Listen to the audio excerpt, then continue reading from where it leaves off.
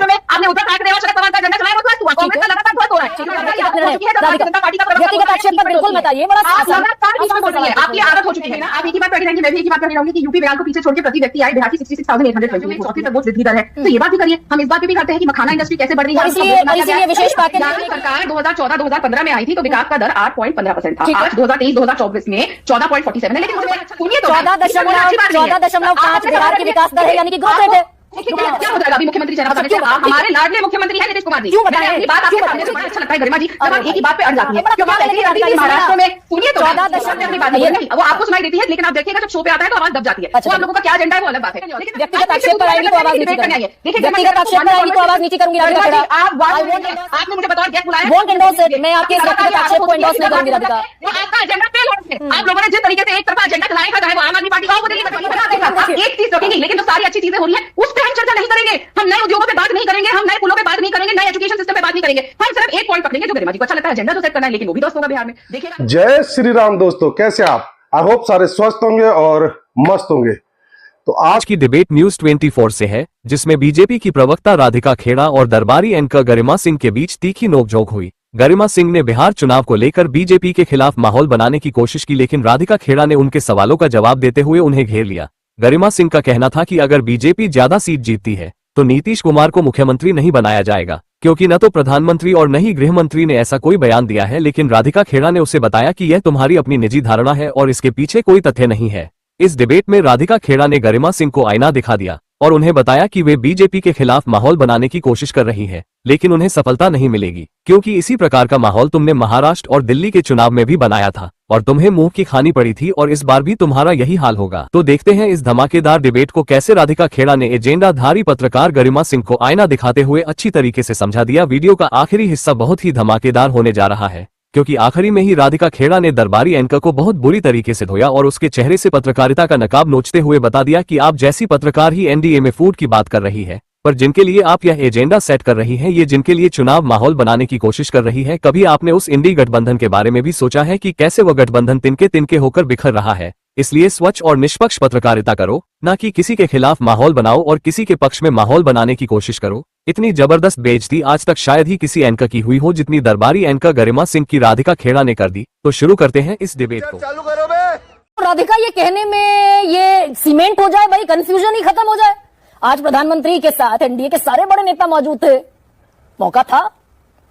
ये कंफ्यूजन बनाए रखना मुफीद है क्या बिहार की पॉलिटिक्स के लिए? राधिका, सभी को नमस्कार। देखिए ना गरिमा जी, हर बार वही सवाल और हर बार मैं आपको वही जवाब देती हूँ। महाराष्ट्र रहा हो या कोई भी हमारा सरकार जहां जहां रही है, आप लोग बस इंतजार में रहते हैं पर किसी तरह इनका घर बिखर जाए, किसी तरह इनका परिवार बिखर जाए, टूट जाए। और जो लोग हमें हमेशा तोड़ने की कोशिश करते रहे, आज उनका पूरा के पूरा कुंबा सर्वनाश हो चुका है। चाहे महाराष्ट्र में हो, चाहे दिल्ली में हो, इंडिया अलायंस ही आपस में लड़ मर रहा है, एक होके नहीं चल सकते हैं। तो हमारा जो रामलल्ला का विशाल परिवार है, उस पे ना किसी की आंच आ रही है, ना किसी की नजर लग पा रही है। हालांकि ये कहा जाता है कि नजर पत्थर को भी तोड़ देती है, लेकिन जिनके ऊपर रामलल्ला का आशीर्वाद होता है ना गरिमा जी, वहां पे हर नजर फेल हो जाती है और नजर को नजर लग जाती है और वो धराशायी हो जाते हैं, क्योंकि देश की जो जनता है वो लगातार विकास के ऊपर वोट करती है। और रही बात हमारा कौन चेहरा है कौन नहीं होगा, नीतीश कुमार जी हमारे लाडले मुख्यमंत्री हैं, उनके नेतृत्व में हम चुनाव लड़ने जा रहे हैं और साफ तौर से यहीं पर ये गुंडी राधिका, मैं इसीलिए तो पूछ रही हूँ।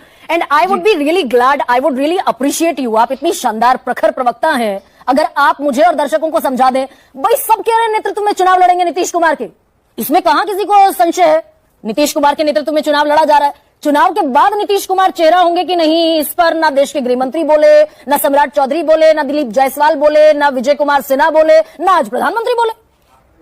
देखिए सवाल क्या है बिहार के लिए? बिहार आज वो बिहार है जो 20 साल में जंगल राज से निकलकर बाहर आया है। एक समय होता था लालू प्रसाद यादव के समय पर कि जब अपहरण होता था तो मुख्यमंत्री निवास में उसकी सौदेबाजी होती थी, जंगल राज बन गया था। आज बिहार प्रगति में है, प्रति व्यक्ति आय जो उस समय राबड़ी देवी जब आखिरी मुख्यमंत्री बनी थी इनकी पार्टी से, तो 6000 के करीब होती थी। आज 66,000 से ऊपर प्रति व्यक्ति आए हैं, जो उत्तर प्रदेश और वेस्ट बंगाल से भी ज्यादा है। बिहार प्रगति पे है, बिहार आगे चल रहा है, वहां पे नए नए उद्योग आ रहे हैं, है, चाहे सिल्क का लेकर हो, टसर सिल्क के लिए हो, चाहे आज देखिए मखाना विश्व भर में बिहार के नाम से प्रसिद्ध होता है। तो प्रधानमंत्री जी ने भी कहा कि मैं 300 दिन साल में मखाना खाता हूं। पहले भी बिहार से मखाना जाता था, लेकिन लोगों को ये नहीं पता था कि वो मखाना कहां से आ रहा है। मैं बहुत जिम्मेदारी से ये बोल रही हूँ कि दिल्ली में हमारे बैठे बच्चों को भी नहीं पता था।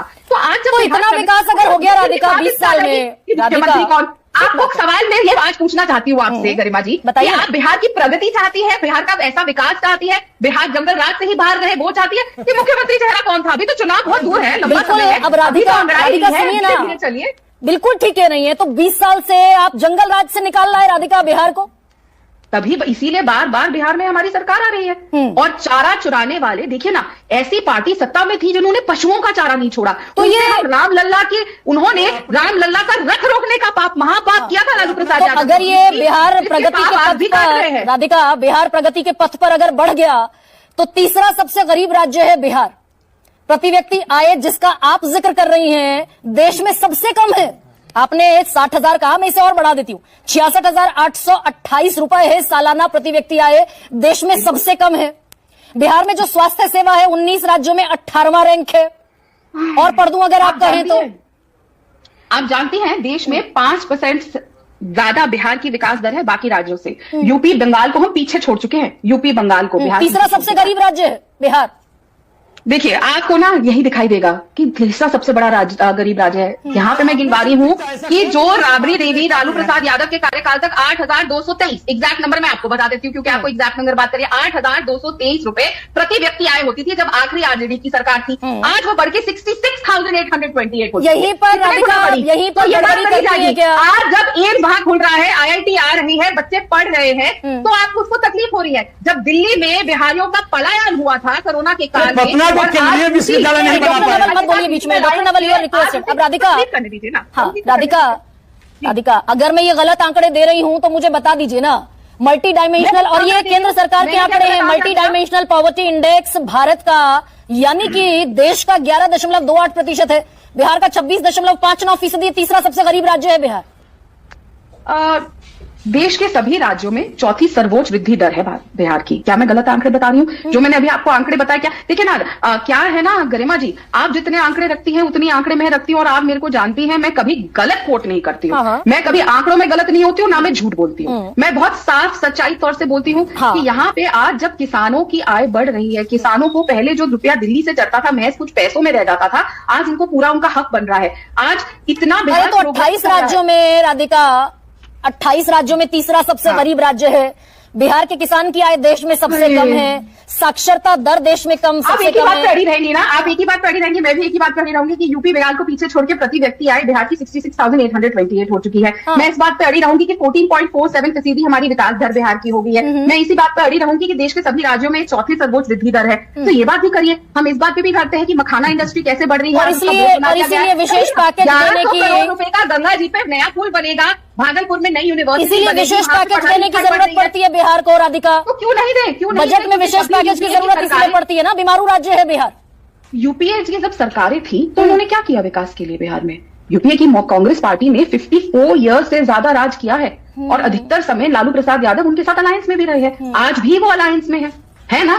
क्या किया यूपीए सरकार ने? ऐसा क्यों गरीब और ऐसा बीमारू बनाने का काम किया? क्यों सेंटर ने कभी बिहार का साथ नहीं दिया? आज अगर बिहार विकास की तर्ज पे जा रहा है, और मेरे को बड़ा ये विकास की तर्ज पर जा रहा है, ये कहने से राधिका सुनिए, ये कहने से नहीं चला जाएगा।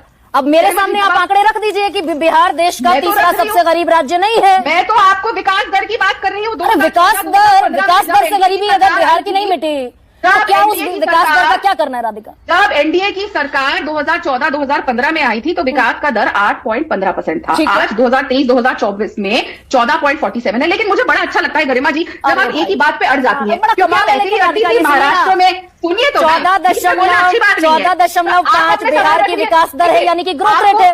देखिए तो भाई, वो ग्रोथ रेट जो है अगर वो बिहार की गरीबी दूर नहीं कर पा रही है, वो ग्रोथ रेट जो बढ़ने का आंकड़ा बता रही है राधिका, वो बिहार की गरीबी नहीं दूर कर पा रही भाई। गरिमा जी देखिए क्या है ना, जब मैं बोलती हूँ तो आप बीच में ना बोले तो अच्छा है, क्योंकि मैं जूम से जुड़ी हुई हूँ और आप स्टूडियो में हैं। अगर आप मेरे यहाँ कैमरा भेज देती तो मेरी आवाज भी नहीं करती, क्योंकि आप जब हर बार बीच में बोलती है मेरी सारी ऑडियो बंद हो जाती है और दर्शकों तक असली बात पहुंचती नहीं है, और फिर ये नाइंसाफी होती है, क्योंकि ईश्वर की कृपा से आप अपनी बात में बोलूंगी, ठीक ठाक ऊंची आवाज आपने अपनी बात में नहीं, वो आपको सुनाई देती है, लेकिन आप देखिएगा जब शो पे आता है तो आवाज दब जाती है। वो आप लोगों का क्या एजेंडा है वो अलग बात है, लेकिन ना गरिमा जी क्या है ना, आप इसी बिल्कुल क्लियर एजेंडा है राधिका, सवाल बिल्कुल एजेंडा है जो ध्वस्त हो रहे हैं। नहीं सुनिए, अच्छा चलिए, व्यक्तिगत तौर पर अगर आप व्यक्तिगत आक्षेप पर आएंगी तो आवाज नीची करूंगी, व्यक्तिगत आक्षेप पर आएंगी तो आवाज नीची करूंगी Radhika Khera. I want endorse it, I want endorse it, जंगल राज नहीं है, आपने मुझे बतौर गेस्ट बुलाया, वॉन्ट इंडोर्स इट। मैं आपके इस व्यक्तिगत आक्षेप को इंडोर्स नहीं करूंगी राधिका, व्यक्तिगत आक्षेप को नहीं करूंगी, आवाज नहीं नीची करूंगी। ये आपका व्यक्तिगत निर्णय राधिका, व्यक्तिगत आक्षेप पर बिल्कुल मत आइए, बड़ा बोल रही है, आपकी आदत हो चुकी है, आपको भारतीय जनता पार्टी से आपको इतनी एलर्जी है, मत बुलाइए हमें। आइए ना, बुलाने से या बुलाने से हम महाराष्ट्र में सरकार बनाने से नहीं रुकेंगे। मुद्दे पर आ जाइए। आज अगर है तो आपका एजेंडा फेल हो रहा है। आप लोगों ने जिस तरीके से एक तरफा एजेंडा चलाया था, चाहे वो आम आदमी पार्टी का हो, वो दिल्ली में ध्वस्त हुआ। महाराष्ट्र में आपने उद्धव ठाकरे और शरद पवार का एजेंडा चलाया, वो ध्वस्त हुआ। कांग्रेस का लगातार ध्वस्त हो रहा है, क्योंकि देश की जनता लगातार मोदी जी का सबका साथ सबका विकास के मॉडल पर वोट दे रही है। इसलिए 21 राज्यों में भारतीय जनता पार्टी की सरकार है और देश में तीसरी बात हम कुछ तो सही कर रहे होंगे। अगर आप बोल रही है हम कुछ तो सही कर रहे होंगे देश की जनता का, अगर आप क्वेश्चन करना चाहती हैं तो वो आपके ऊपर है। एकदम ठीक बात है राधिका, लेकिन इस सवाल का जवाब राधिका खेड़ा अगर न दे पाए कि 20 साल में नीतीश कुमार के नेतृत्व में जो आपकी सरकार है, उसके बावजूद देश का तीसरा सबसे गरीब राज्य है बिहार, 14.2% की ग्रोथ रेट आप काउंट करा रही हैं, लेकिन Bihar per capita income Bihar की कितनी है वो देख लीजिए ना राजीव जी। यही तो तकलीफ है आपके साथ, आप एक चीज रखेंगे लेकिन जो सारी अच्छी चीजें हो रही है उस पर हम चर्चा नहीं करेंगे, हम नए उद्योगों पे बात नहीं करेंगे, हम नए पुलों पे बात नहीं करेंगे, नए एजुकेशन सिस्टम पे बात नहीं करेंगे, हम सिर्फ एक पॉइंट पकड़ेंगे जो गरिमा जी को अच्छा लगता है, एजेंडा जो सेट करना है, लेकिन वो भी ध्वस्त होगा बिहार में। देखिएगा, आप बुलाइएगा, जैसे हर बार आप फिर मुझे बुलाती नहीं है जब रिजल्ट आ जाता है और हमारी सरकार बन जाती है। हर बार मैं आपको ये बोल के जाती हूँ, आप मुझसे लड़ती हैं, झगड़ती हैं, आखिर में वही होता है जो राधिका खेड़ा कह के जाती है, बिहार में एक बार फिर एनडीए की सरकार बनने जा रही है। आप चलते चलते अब राधिका आपका गुस्सा, फ्रस्ट्रेशन नहीं हो, गुस्सा तो देश की तो चुनाव के बाद चुनाव सरकार बना लेंगे, चुनाव के बाद नीतीश कुमार मुख्यमंत्री होंगे, ये बड़े नेता कहने में हिचक क्यों रहे भाई? अरे हम क्यों बताएं आपको? क्या हो जाएगा अभी मुख्यमंत्री चेहरा बताने से? हमारे लाडले मुख्यमंत्री हैं नीतीश कुमार जी, क्यों बताएं? अपनी बात आपके सामने रख दी है। ठीक राधिका, उनके नेतृत्व में राजीव चुनाव लड़ रहे हैं, बीजेपी क्या इसे अब ठीक है राधिका। क्या आपको डिबेट पसंद आएगी? डिबेट पसंद है लाइक कीजिए, शेयर कीजिए और चैनल पर नहीं तो सब्सक्राइब कीजिए। मिलता हूं फिर किसी नई डिबेट के साथ, तब तक जय श्री राम।